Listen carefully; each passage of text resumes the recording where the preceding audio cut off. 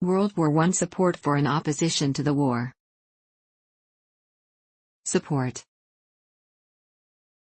In the Balkans, Yugoslav nationalists such as the leader, Ante Trumbic, strongly supported the war, desiring the freedom of Yugoslavs from Austria-Hungary and other foreign powers and the creation of an independent Yugoslavia. The Yugoslav Committee, led by Trumbic, was formed in Paris on April 30, 1915 but shortly moved its office to London. In April 1918, the Rome Congress of Oppressed Nationalities met, including Czechoslovak, Italian, Polish, Transylvanian, and Yugoslav representatives who urged the Allies to support national self-determination for the peoples residing within Austria-Hungary. In the Middle East, Arab nationalism soared in Ottoman territories in response to the rise of Turkish nationalism during the war, with Arab nationalist leaders advocating the creation of a pan-Arab state. In 1916, the Arab Revolt began in Ottoman-controlled territories of the Middle East in an effort to achieve independence. In East Africa, Iyasu V of Ethiopia was supporting the Dervish state who were at war with the British in the Somaliland campaign. Von Siberg, the German envoy in Addis Ababa, said, "Now the time has come for Ethiopia to regain the coast of the Red Sea, driving the Italians home, to restore the empire to its ancient size."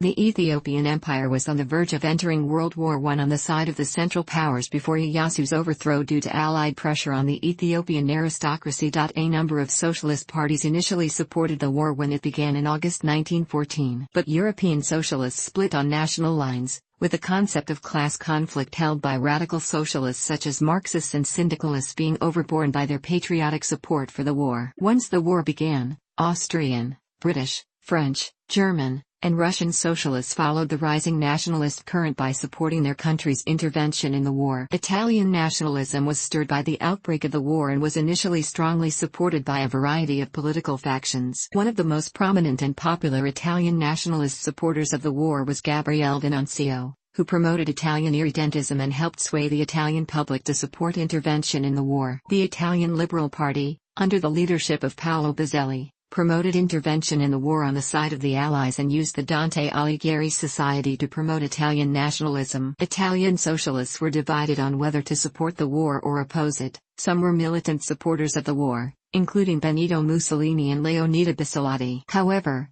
the Italian Socialist Party decided to oppose the war after anti-militarist protesters were killed, resulting in a general strike called Red Week. The Italian Socialist Party purged itself of pro-war nationalist members, including Mussolini. Mussolini, a syndicalist who supported the war on grounds of irredentist claims on Italian-populated regions of Austria-Hungary, formed the pro-interventionist Il Popolo d'Italia and the Fasci Rivoluzionario d'Azione Internazionalista, Revolutionary Fasci for International Action, in October 1914 that later developed into the Fasci di Combattimento in 1919, the origin of fascism. Mussolini's nationalism enabled him to raise funds from Ansaldo, an armaments firm, and other companies to create Il Popolo d'Italia to convince socialists and revolutionaries to support the war.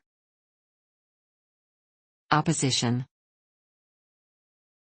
Once war was declared, many socialists and trade unions backed their governments.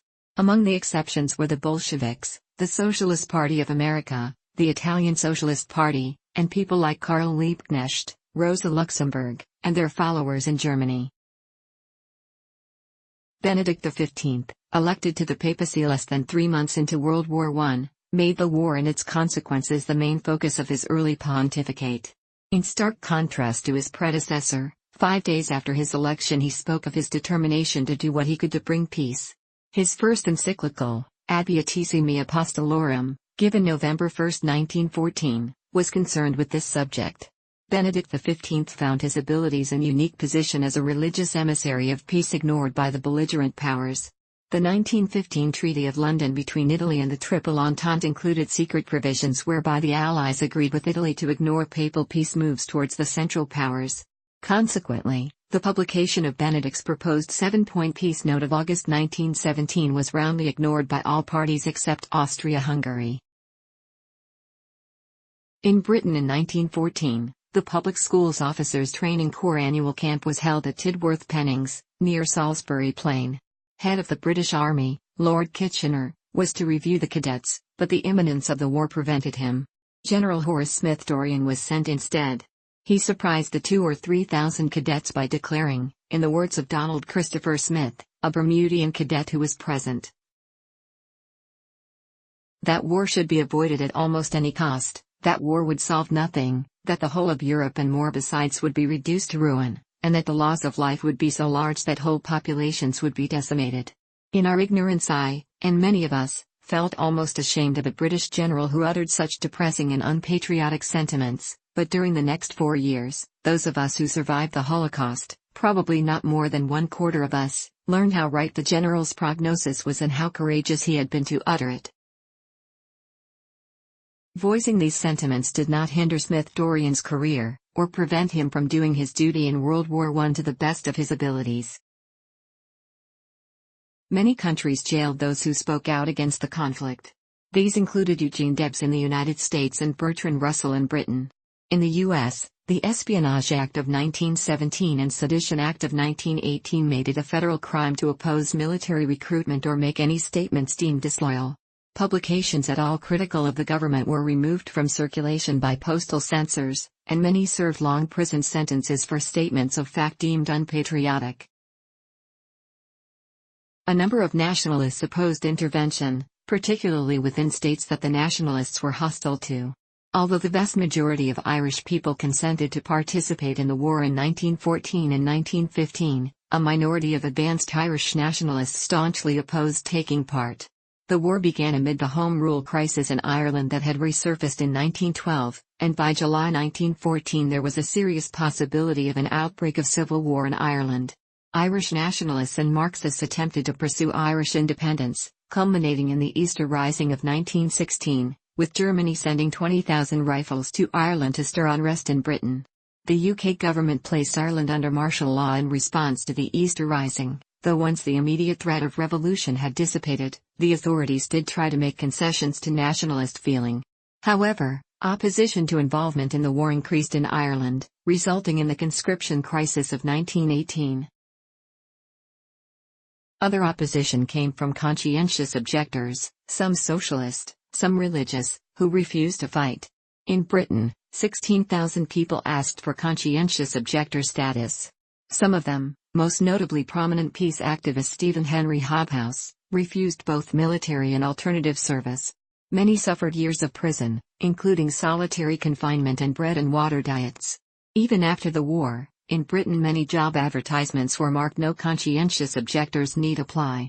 The Central Asian Revolt started in the summer of 1916, when the Russian Empire government ended its exemption of Muslims from military service. In 1917, a series of French army mutinies led to dozens of soldiers being executed and many more imprisoned. In Milan, in May 1917, Bolshevik revolutionaries organized and engaged in rioting calling for an end to the war, and managed to close down factories and stop public transportation. The Italian army was forced to enter Milan with tanks and machine guns to face Bolsheviks and anarchists, who fought violently until 23 May when the army gained control of the city. Almost 50 people, including 3 Italian soldiers, were killed and over 800 people arrested. In September 1917, Russian soldiers in France began questioning why they were fighting for the French at all and mutinied. In Russia, opposition to the war led to soldiers also establishing their own revolutionary committees, which helped foment the October Revolution of 1917, with the call going up for bread, land, and peace. The Bolsheviks agreed to a peace treaty with Germany, the Peace of Brest-Litovsk, despite its harsh conditions. The German Revolution of 1918 to 1919 led to the abdication of the Kaiser and German surrender. Conscription. Conscription was common in most European countries. However, it was controversial in English-speaking countries. It was especially unpopular among minority ethnic groups, especially the Irish Catholics in Ireland and Australia, and the French Catholics in Canada. Conscription in Canada. In Canada, the issue produced a major political crisis that permanently alienated the Francophones. It opened a political gap between French Canadians, who believed their true loyalty was to Canada and not to the British Empire, and members of the Anglophone majority, who saw the war as a duty to their British heritage. Conscription in Australia.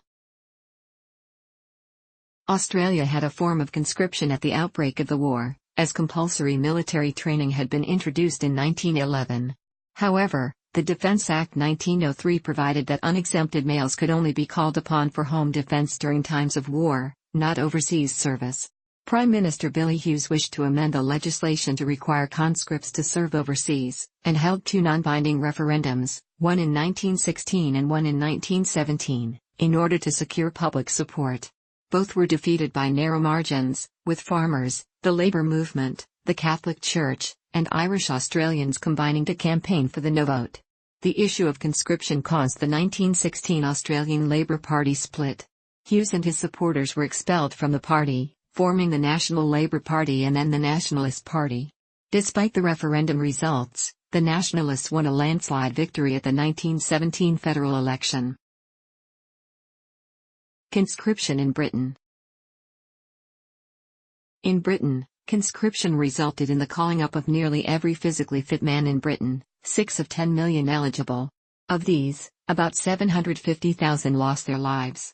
Most deaths were those of young unmarried men. However, 160,000 wives lost husbands and 300,000 children lost fathers. Conscription during the First World War began when the British government passed the Military Service Act in 1916.